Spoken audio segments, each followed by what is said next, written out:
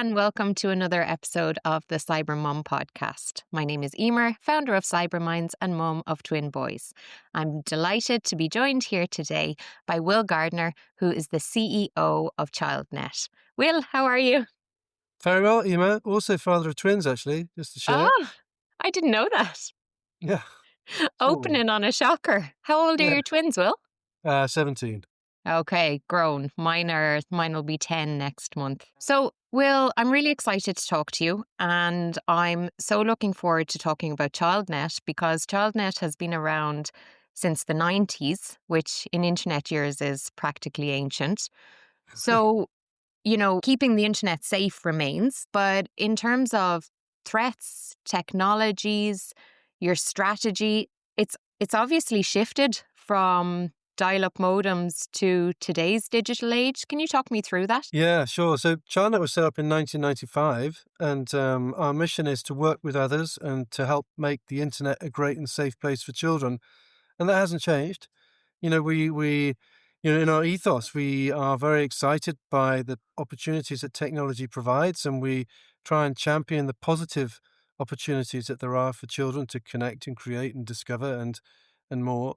But the risks are present, and we absolutely talk about risks in our work and have done since the beginning. And I started at ChildNet all the way back in the year 2000, and you mentioned in your opening remarks about dial-up, the internet used to make a noise when you accessed it, and nobody could be on the phone if you wanted to get online.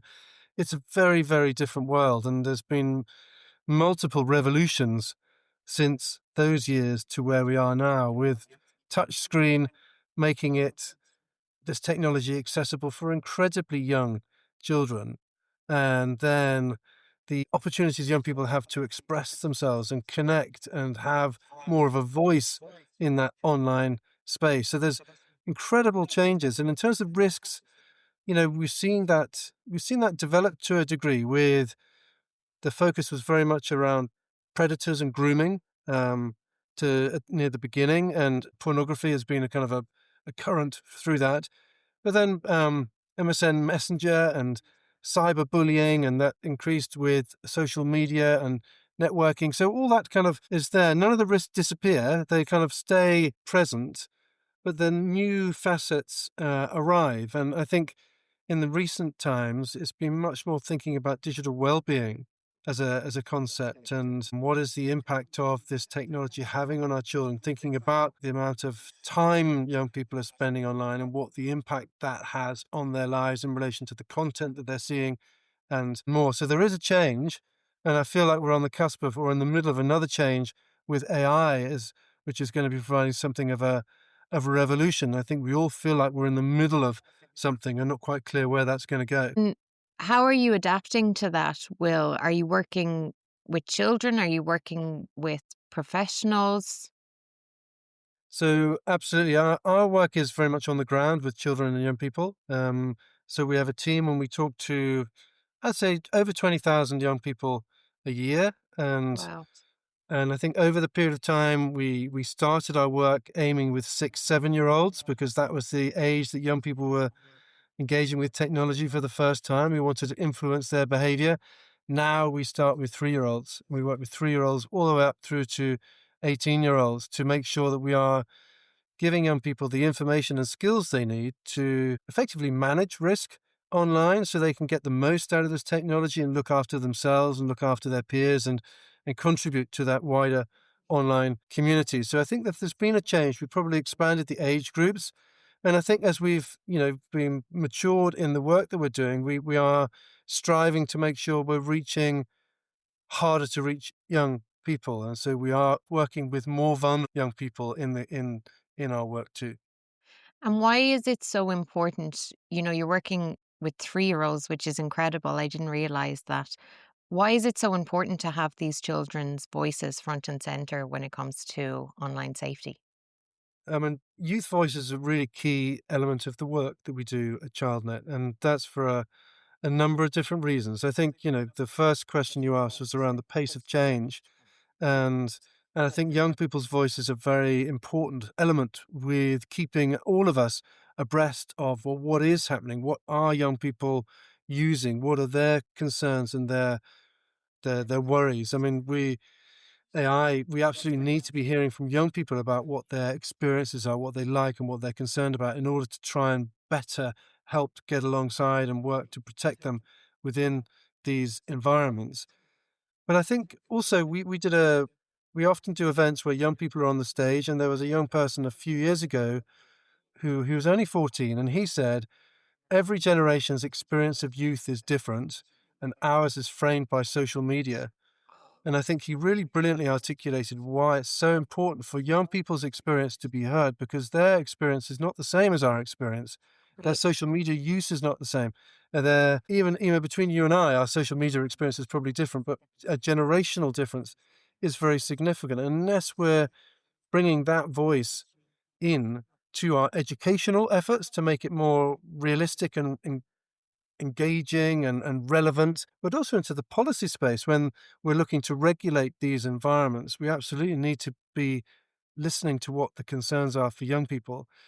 But the last thing about youth voice is also important, where young people need to have confidence that they can speak up and be heard when things are worrying them online. And if we are encouraging them, showing them that we can talk about technology, it will only give them confidence to come forward and share things that they're worried about. Yeah, I heard someone say recently that we will be the last generation that were not raised with AI. And it's just such rapidly evolving landscape. And you talked about, from MSN Messenger to what children are interacting with now. What are you seeing that are escalating risks, or what are you most concerned about now in terms of even the rise of generative AI? How is that increasing risk, harm, threats for young people? So I would say it brings, incredible opportunities along with those risks, but the risks that we're thinking about a lot. I mean, we are focusing on AI for Safer Internet Day, which is coming up in February, on February the 10th, and so we'll be covering a wide range of different risks within within that. Really looking about how to use this technology safely and responsibly in our approach there. So there are a wide range of different things, and I think, from a young person's perspective, the relationship with their school is important because it does undermine trust between the young person in the school and the young person in relation to, the practicalities of schoolwork, for example. But if you look wider than that in terms of wider online risks, then clearly misinformation and disinformation is a really loud one. And the challenge that we're all going to face in determining, well, what is being created by AI and what hasn't. And one of the things that we've focused on at Childnet for the last 10 or so years has been online sexual harassment, peer on peer. So we're mainly talking about teenagers, but not just. It can be children aged 8 to 12 as well, where there is a behavior between young people which is inappropriate, and it is kind of like bullying with a sexual element to it. Mm. And AI gets absolutely involved in that with the nudification of images. Like, so we take a normal image, you can make the person appear nude by using AI technology, and that can make people very vulnerable. Right. And that's something that we are concerned about. We saw that happening to a degree 10 years ago, and we would expect, because it's been facilitated by this technology, to be something that would be rising up. And you can see how that will interplay with bullying, and you can see how it would interplay with other issues like sextortion, for example. Is there any advice that you can give parents in checking their child's device, or if they suspect that this may be happening to their child? What can parents do about this? I think the advice that we would give to parents, even before something has happened, and certainly for after, is around the regular conversations. And I touched upon that earlier. When we organise Safer Internet Day, we have nearly 60% of the educators involved in the day said talking about Safer Internet Day in school led to young people coming forward and disclosing potential safeguarding Mm. issues to us. Okay. And I think the message from that is, if we can talk about online safety, online issues, the young people feel more confident to come forward and talk.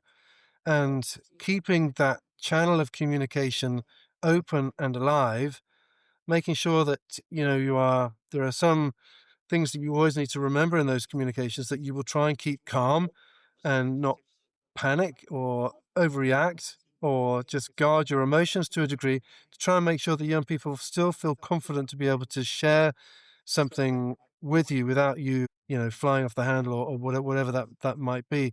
That would be my number one piece of advice. There are absolutely tools out there that can help you with your parenting, that can help to manage, on devices on Android or Apple, or whatever other devices your child is accessing the internet, that can help, like, to manage screen time, like downtime, to mean you have to authorize app downloads or spending, or so there are things that can really help there, and there's obviously filters you can use that can help block out content which is inappropriate for children. So there are definitely tools that can help.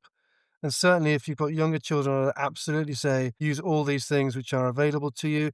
And for teenagers too, they can still be relevant. But the number one thing I would say is to get the conversations going. And some of those conversations can be, you know, relating to your own use of technology. You can, like, almost have a deal, because when we talk about screen time, these are issues which, you know, young people are dealing with, but also we're struggling with too. And when we asked young people about screen time, would you like your parents to have more screen time or less screen time? A lot of kids said, I think my parents really need parental controls, using technology too much. So I think there's ways in which we can look to have a level conversation with children and young people, where how do we both use this technology right? Yeah, and I suppose that all ties into that digital well-being, and you've touched a little bit on it there in terms of filters and parental controls that I don't disagree that parents need. I myself need to reduce my screen time as well. But what I notice is that sometimes words kind of become buzzwords. So, we will hear things like digital well-being or think before you click. But what does that mean, Will, in practical daily terms? What are some habits that I, as a parent, and for my children, that we can implement daily that can help us with our digital well-being? Yeah, I think it's you're right. There are some words which kind of intimate what they mean, but they're not really clear. And digital citizenship and digital well-being might fall into that category. I think what I would say, it's about, having a healthy relationship with technology effectively. So it's around physical, it's about mental, it's around emotional. It's kind of all these elements of your well-being are factors within your relationship with technology. So that might be around sleep. Are you getting enough sleep in a kind of physical sense? Is it interfering with sleep or activity, or schoolwork or other such things? And you can see how the technology is very sticky. Like, we all suffer from, the devices are sticky. They draw our attention.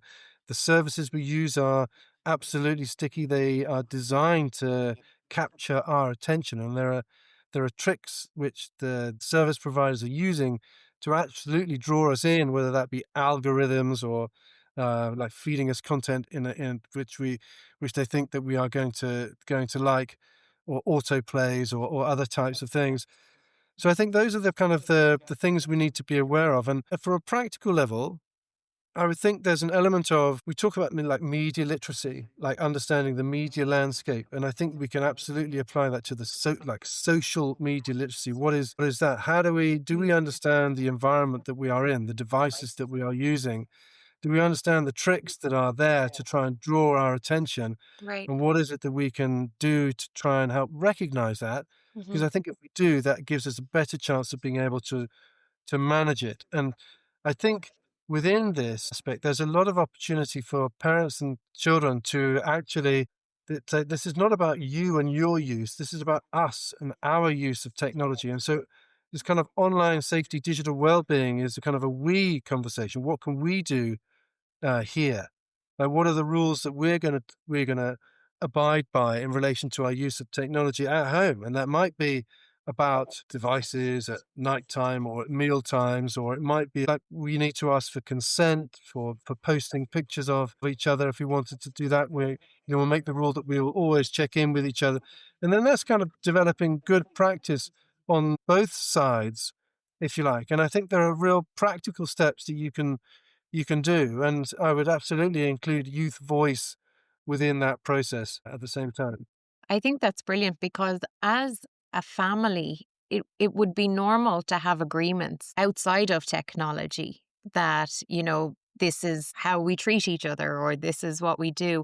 And yet we probably don't have that many conversations when it comes to that community or family approach to our technology use. You also touched on how there are some wonderful things that can happen, creativity and a very positive side of the internet and even social media. Can I touch on that a little bit more with you? What is a positive conversation around, like, we don't want to resort to scare tactics all the time. There are some great uses of the internet and social media. You know, what does that conversation look like to you? Yeah. Absolutely agree about not wanting to use scare tactics. And I think we've learned that over the years that that doesn't engage children because for whatever reason they don't see themselves in that situation. They don't relate to it. I think they can recognize what's happening in a scary story, but it doesn't necessarily engage with them. It's not realistic to their everyday life. And I think we have to be mindful of that. And also, it can have quite a negative effect in that it's very easy to scare parents and carers around technology use. And that can have the effect of, putting at risk young people's access to the technology, which has become very integral into their educational and their social lives. So I think I would kind of put that to one side and say, well, if we're not using a scare tactic, what is the right approach? And young people are managing risk all the time online, even very young children. When you think of, young people are coming across scams online. Kids as young as 8, 20% of them are seeing scams, every day. And I think we need to recognize that they are making decisions about whether something is true or not true, whether to accept friend requests or not accept friend requests coming from people they don't know within different environments. So young people are already doing some of this stuff. And I think that allows us to have a bit more of a conversation to hear about what they're doing. Like what advice would you give in such a situation? So scenario education is very useful. If we can find scenarios that are realistic, it allows us to depersonalize our conversation about online safety, where I'm not talking about you because I'm suspecting that you don't know. I think you are in need of this conversation. It's what advice would you give to somebody else that can really help draw out what are their existing strategies and also allow you to feed in what you think might be a good approach within this space. And it becomes less confrontational as a conversation, and it becomes more like a problem solving activity. And I think that would be the way in which I would look to do it. So it's how much more of a practical outcome. And I think from an educational pedagogical perspective, I think it's a much more gives you a much kind of a embeds learning in a deeper way as it's really challenging young people not to drink in your advice, but to come up with solutions. Yeah, and that ties back into your earlier point of having children at the center of it, and that children are experiencing online and social media very different to you or I. Bringing these children in from a way, I have no doubt we can learn from them because there are things they're experiencing that we don't see, and we probably don't give children enough credit for how innovative they are and how, you just saying children are making these decisions all the time. Do I click on that? Do I accept the friend request? I don't even think I acknowledge how many decisions my children make without me, if I'm being honest, but they do, so really appreciate that perspective. So, what about the tech companies?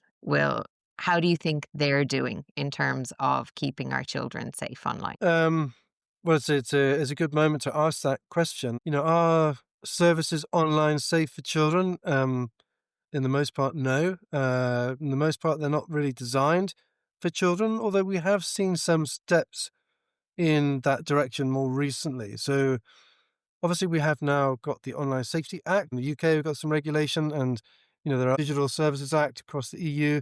There is regulation in place that is there to bring a degree of accountability.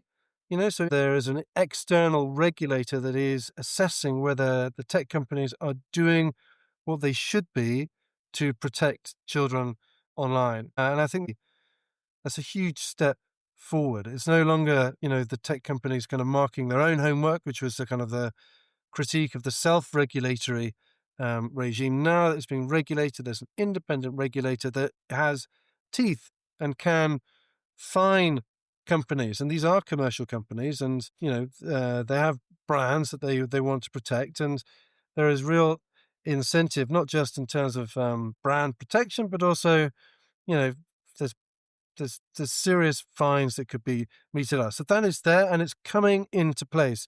We're going to see how it exactly works, even though the legislation has been passed and it's in force.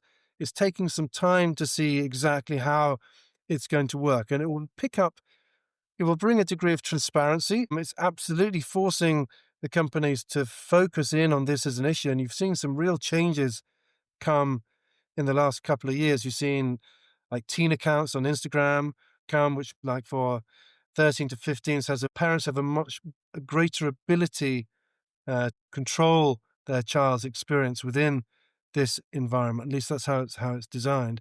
So we're seeing some steps being changed, but we absolutely need to be listening to young people again on this to see whether it's making the difference that we want to see in this space. And is there something that parents can do to hold tech companies accountable? Should parents be or young people be reporting if they experience something inappropriate online?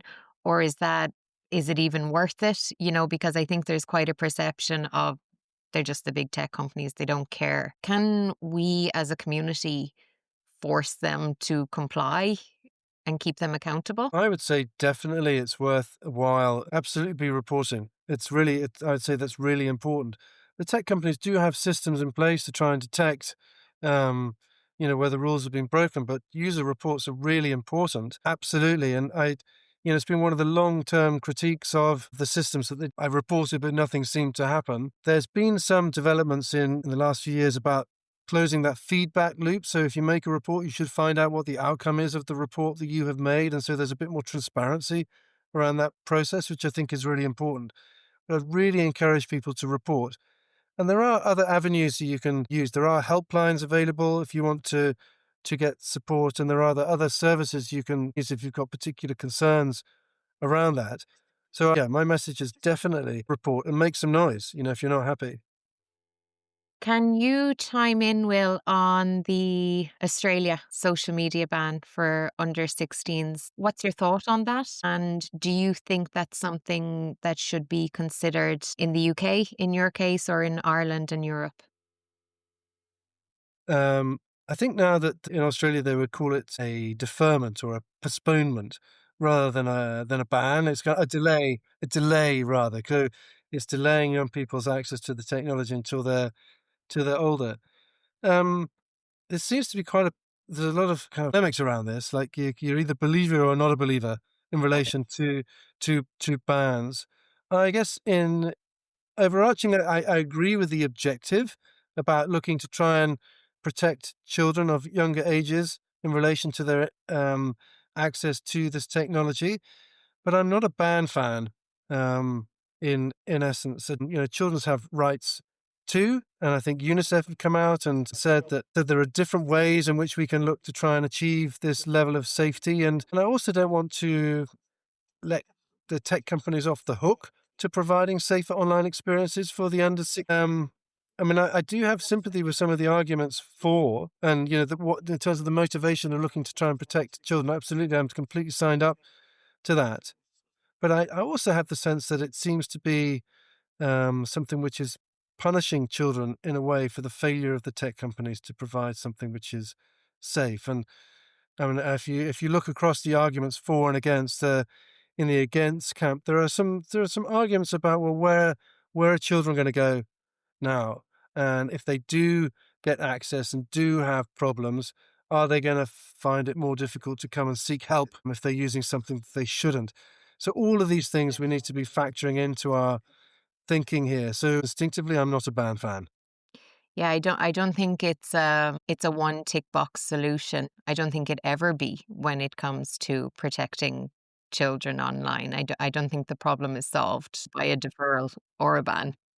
I I agree. It seems like it's a simple solution to something which is actually really complicated, and Absolutely. I think the chances of that being successful on its own, I think, I mean, I don't know. The simple solutions sometimes they work, but I'm not convinced. Yeah, it's a complex situation. Where do you see child online safety heading in the next few years? Are you optimistic, pessimistic? What does the future hold in your opinion? I'm by nature an optimist, and I I look at the regulation that is there, and I think one of the challenges that we've had up until this point is the lack of transparency around the services which young people are using, and I think the regulation has the opportunity to provide that level of transparency that you need for accountability that can then allow people to have confidence in or trust particular services. And I think that's really important. I have seen, a lot of work being put in to try and make services safer for children, and the threat of regulation has been really crucial in that. So I do see things moving in a good direction, but the challenges are still enormous.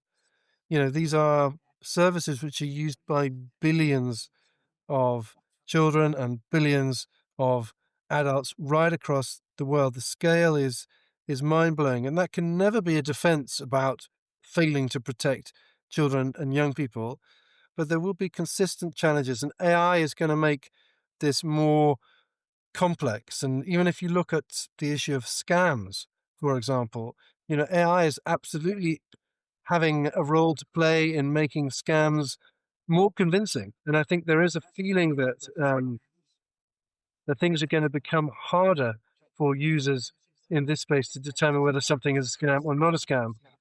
I think what gives me confidence is young people's um, young people's ingenuity in this space. When we asked young people who would you go to ask for help if you weren't sure if something was a scam or not, the number one answer was I'd go and talk to my parents and carers.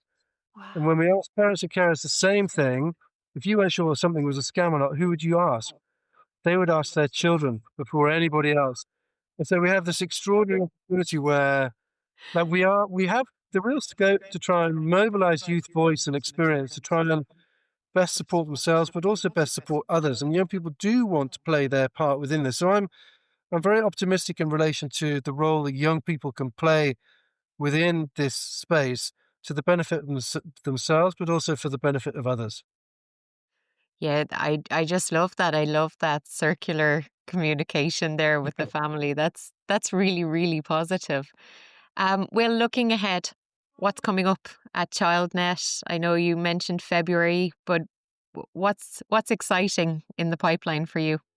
Well, February is very exciting because obviously I mentioned Safer Internet Days on the 10th of February, and we organise that for the UK. We also collaborate very closely with Webwise in Ireland, and we're both focusing on the same theme, which is going to be on AI this time around. And I think that's really significant. We want to hear what young people have to say about this technology, both the good things and what they're worried about, and how we can encourage safe and responsible use of this.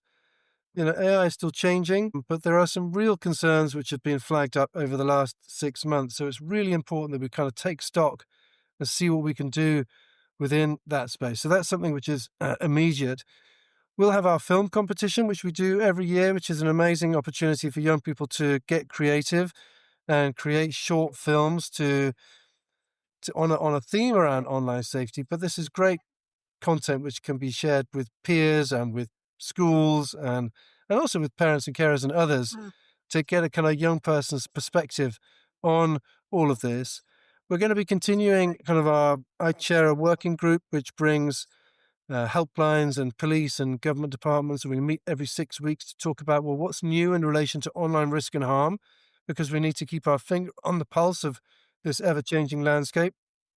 Sextortion has been something, particularly financially motivated sextortion, has been something which has absolutely come up on the horizon over the last 3 years, and still something that we are looking to make better progress in dealing with.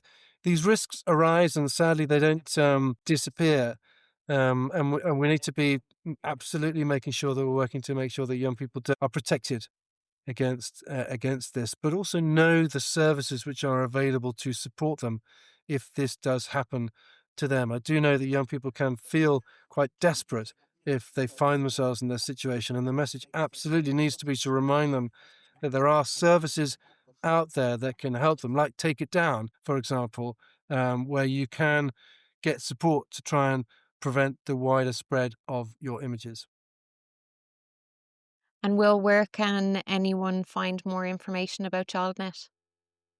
So we have a website, childnet.com. We're active on social media. So do have a look out, and do look out for Safer Internet Day to get involved. It's a massive global campaign, and it's a great opportunity to really to get reinforced messaging from a range of different sources, from schools, from tech companies, from governments, from police, from charities, all getting involved in the day.